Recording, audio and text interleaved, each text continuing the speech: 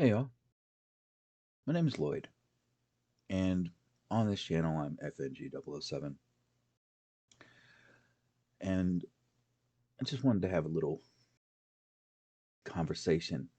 I'm going to use this as an intro to most of my upcoming content because a lot of it is going to be in the realm of video game emulation and what is and isn't piracy and a whole bunch of other things. So, this is my home screen on my home gaming computer, right? You can see that I play a lot of different games and I enjoy a lot of different games. And I do a lot of game manipulation and stuff like that. Um, I play on Steam.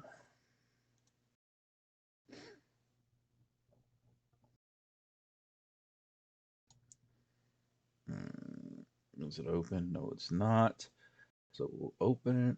I'm just gonna remember where I stuck it. Let's see.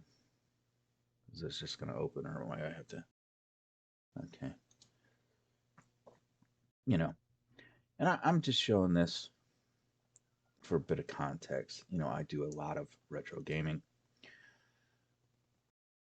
but I'm also a 40-year-old man. Or I should say I do a lot of, of the modern PC gaming and all this other stuff, but I do a, a lot of retro gaming. And I'm going to leave that slip in because throughout my career, I have been taught and trained that, especially in the field of cybersecurity, and you need to be very transparent because there are many things that you can get into trouble for, right? So, this is who I am in real life. I'm a United States Air Force veteran. I'm a gray hat.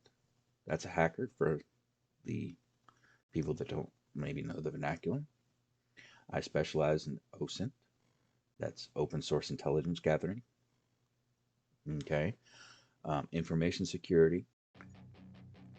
That's not just cybersecurity because cybersecurity is a subset of information security. I'm a consultant, I'm a troubleshooter. What that doesn't say is that I got my start in electronic warfare when I was in the military and continue to do that um, for like 15 years after I got out. And then COVID hit, and I've decided to go off and be a barber because it's a lot more peaceful and a lot more fun.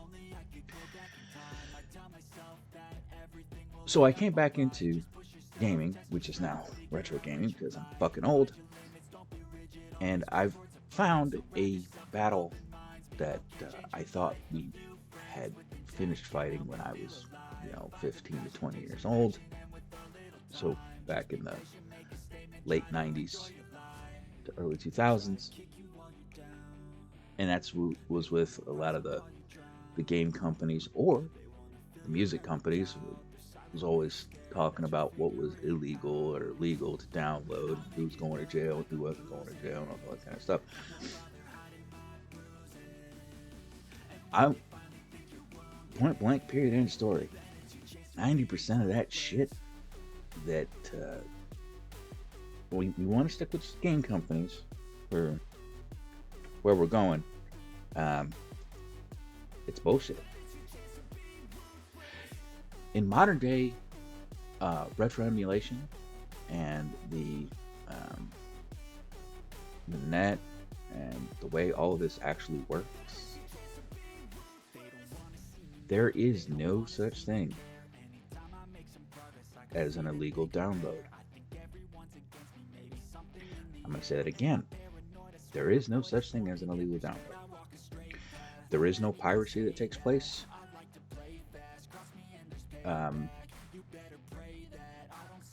For any retro games. None. It is not a cybercrime. in any way, shape, or form. It is not. And when you have these circumstances where the game companies are uh, saying that they're going to go after people for violations of cyber law or, uh, you know, piracy, and also, it's a false claim. It is a false claim, and they're keeping you ignorant of how things actually work. I spent that 15 years in the high tech industry, involved in like some DoD stuff. I held security clearances and all that other kind of thing. Um, I mostly worked on uh, missile tracking systems, radar deception devices, all these other. I consider them very interesting and integral parts of our defense capabilities here in the U.S. Uh, so I can't be as transparent on those things. I can tell you what I've done and what I've worked on. But even in my circles, once a tech company, because that's what these video game companies are at the end of the day, they're just a tech company. And I shouldn't say just a tech company. We do get most of our innovations from the gaming industry, but they're just a tech company. So they do fall under the same damn rules. There will be a few times where I'm actually going to show that they have been guilty of a couple cyber crimes over time. And, the misuse of the cyber law and everything like that. It's not very good. And it's with a lot of these games that I love and I want to see played forever. And we're at a point in time when all of that stuff, all those retro games, because these companies have publicly stated they're ending support of whatever games. Now, in my industry, when a vendor ends support of a product that our company was a consumer for, that opens up the opportunity for a third-party vendor to offer that support, or the original customer to reverse engineer and do all the things, right? And continue to use a product after the support cycle. Now, why is that important? It's important because if you give up the support, you no longer have claim to it. You no longer have claim to it. Bill Gates isn't going out and suing developers for continuing to support Windows 7, for instance, or for continuing to the Internet Explorer support. Now, you can't say that you work for Microsoft or anything like that, but you absolutely can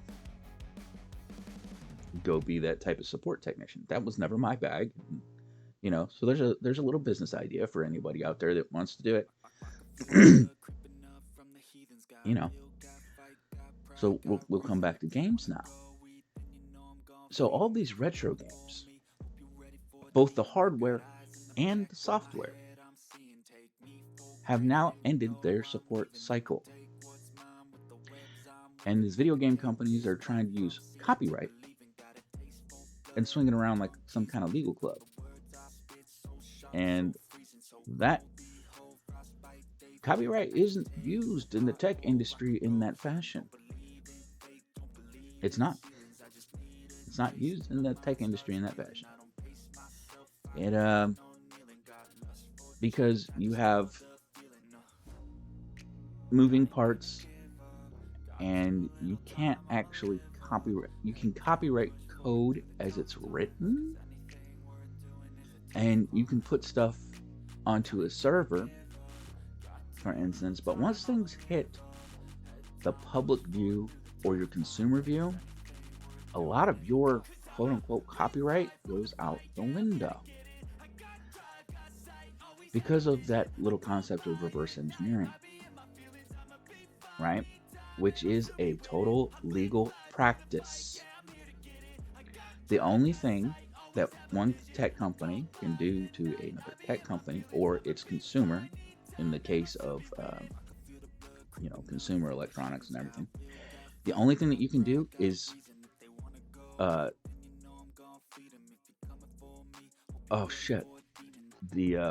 terminate their terms of service, i.e., you won't fix their shit for free anyway.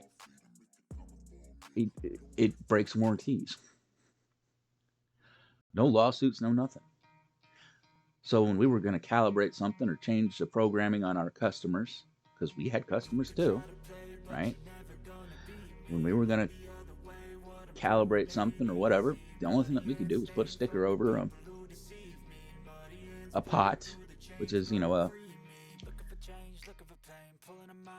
stands for potentiometer, which is basically just a little screw, but you're not supposed to screw it or unscrew it. It's just turn it a little bit and it calibrates all the things, right? Well, you put a sticker over top of that because you have calibrated it. And if a customer decides that they're going to be, hey, I know what I'm doing, they can absolutely cut through that sticker and, well, I don't know what happened. Well, guess what? Our sticker is cut through. So we're not going to fix this for free. And your device is no longer under warranty, right? We're not going to take you to jail. And that's something that a lot of people don't realize anyway. None of this shit outside of some of the military application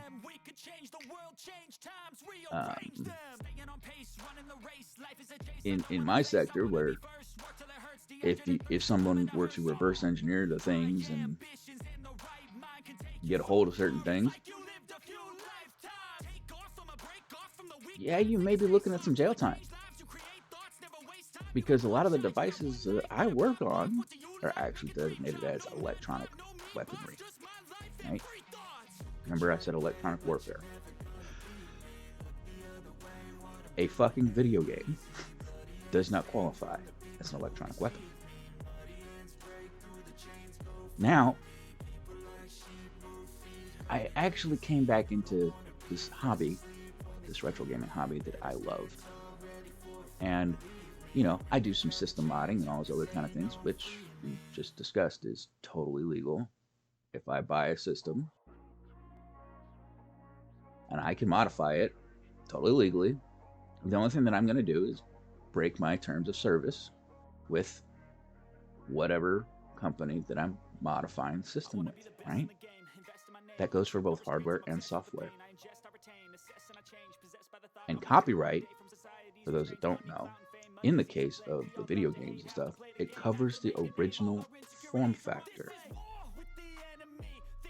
Just automatically, right? If you want to cover an invention, you need a patent. You need a patent. Nintendo, for instance, has their trademarks and those other kind of stuff. And copyright isn't just some sort of legal club that you can just start beating people with. It's not.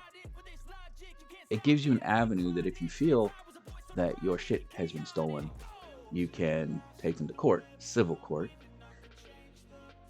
and sue them for damages. Now, if you look at a lot of the court cases that have come out over the years, you'll actually see that there aren't too many. There aren't too many actual court cases. Because everybody settles out of court because they don't understand the legalities behind all this stuff, and it's easier to go on, get along. And then you've got Nintendo out there suppressing all of the online spots and saying they're in violation of copyright and blah blah blah, and it condones piracy and all this other kind. No, it doesn't. To commit piracy on any company in the form of, the net, it requires you to go onto their servers and download their stuff that is still in production. Okay, that's when you can get into trouble for piracy. For simplicity's sake, that's when you can get into trouble for piracy. And it's not just some kind of blanket thing. If you want to get somebody in trouble for piracy, you're going to have to go pay a fun little team to come and either set a honeypot or do a backtrace and find the exact who came on and stole your shit.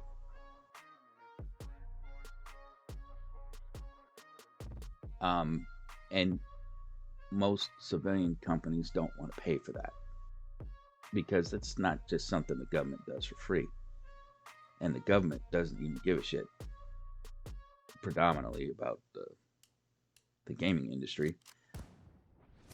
So they're just out there blowing hot air until some guy like me comes along and, no, that's wrong. You are wrong. And like I said, this stuff has been perpetuated since the 90s.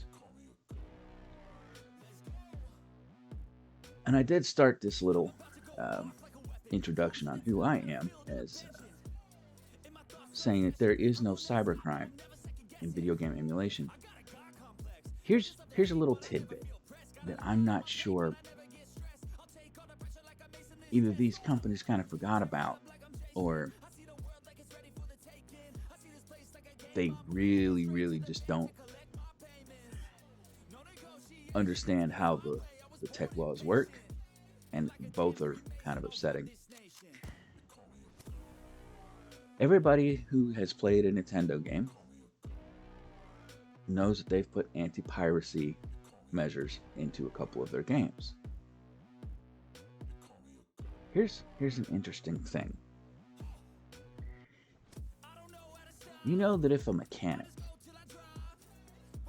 were to make it so you couldn't modify your car, like if you went to modify said car once you bought it, you are the customer, and you decide, hey, this is going to be cool, I'm gonna modify my car. I'm not a motorhead, so I'm not going to get into a whole bunch of specifications and all that kind of stuff. I apologize. I just have a lot of friends who are. So I bought an awesome new car, or actually it would be a classic, but I digress. So I buy this awesome classic car, and I want to hot rod it out or whatever. And I go get some pieces and parts and components. And let's say that they actually set it up to where I can't take my shit apart without breaking it. I can't take my shit apart without breaking it. I bought and paid for this car, and they don't tell me that they've put this measure in. That's, first of all, I could purchase under false pretenses and a whole bunch of other things. And even if they do tell me, like, hey, we set this up so that you can't reverse engineer it, that's kind of illegal to do. Once somebody buys a physical product, it's theirs to do with as they please. You can only deny them the whole violation of the terms of service and say, hey, we told you. Can't do that. So if you do put one of these anti-fuck with measures into a consumer product, you're trying to sabotage their product. And in some cases, sabotage more than just the product that they bought. So if we put it back into video game perspective, there were quite a few physical games that Nintendo thought it would be, and it's not just Nintendo, it's a few of these companies out there, that we don't want people stealing our shit. So we're going to put anti-piracy measures in there. And what it would do is it would brick the game, and in some cases, brick your console. Now, thankfully, there's a lot of anti-piracy corrections out there that have been done by the community and all this other kind of stuff. But that's an illegal act. That's an intent to sabotage your customer, first and foremost. And from a cybersecurity perspective, putting any kind of honeypot that you don't designate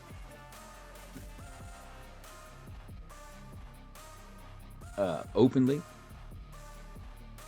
and publicly in some cases, and isn't going on your own property, customer bought shit isn't yours. That's kind of what it means when a customer buys your stuff. That's theirs now. They are free to do with as they will. If they do anything that you don't like, it breaks your terms of service. That's it.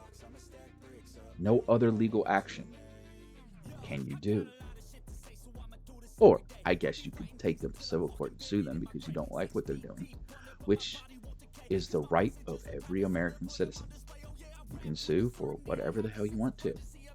Doesn't mean you're going to win. Sorry.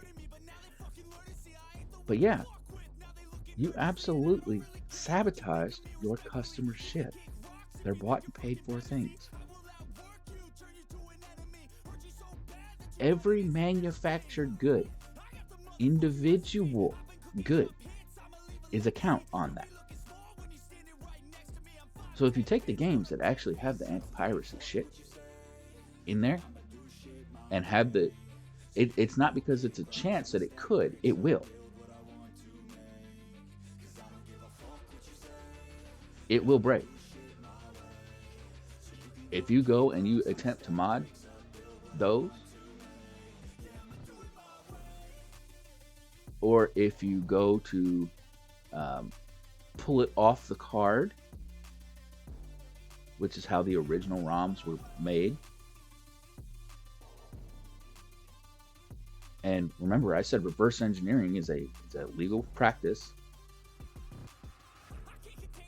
You go to pull that information off the card. You can't stop that. And it's illegal for you to try. And it's sabotage. And it's an actual cybercrime. You are committing piracy.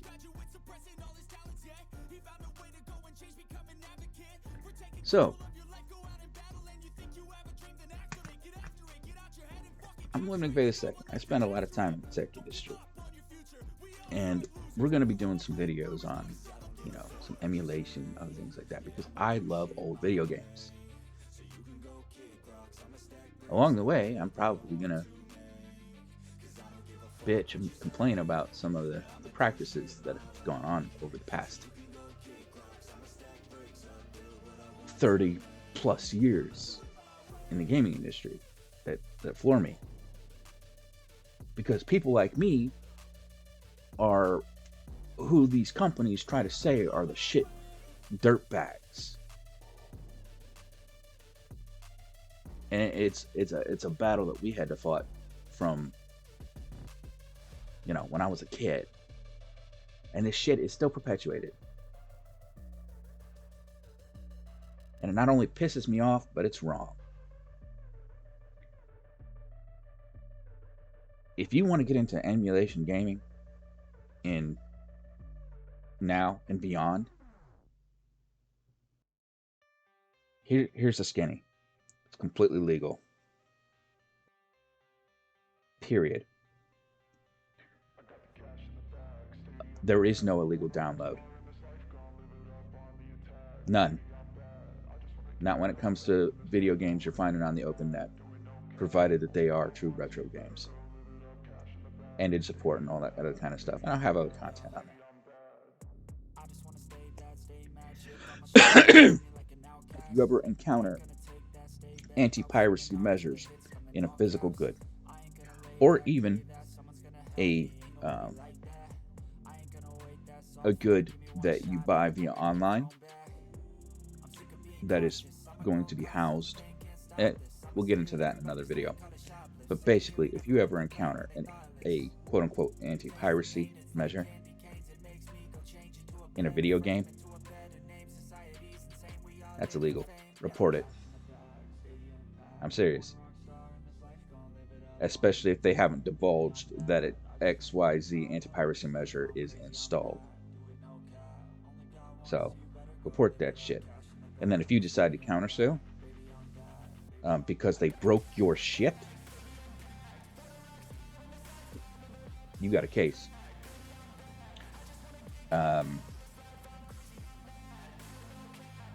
All these games that I'll be demoing anyway are retro games. The whole copyright thing is bullshit, especially in the tech industry.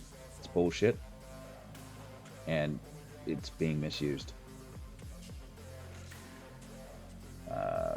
Let's see. And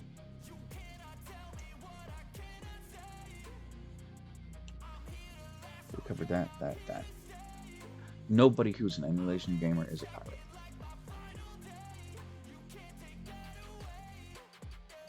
And hackers in general,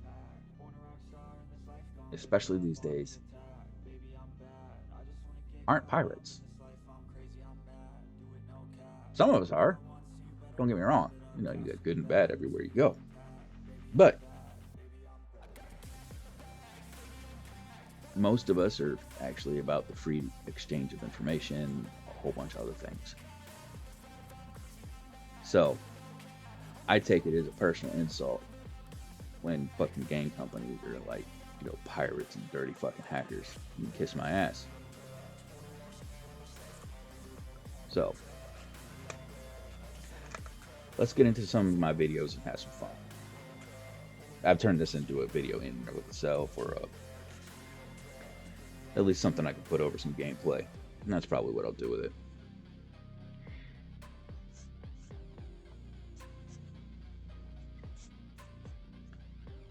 So, thanks. Let me wait a second. You can find me on social or all that other kind of stuff, and we're going to have some fun. Because nothing that we're going to do is illegal. Thanks for tuning in. Have a great one.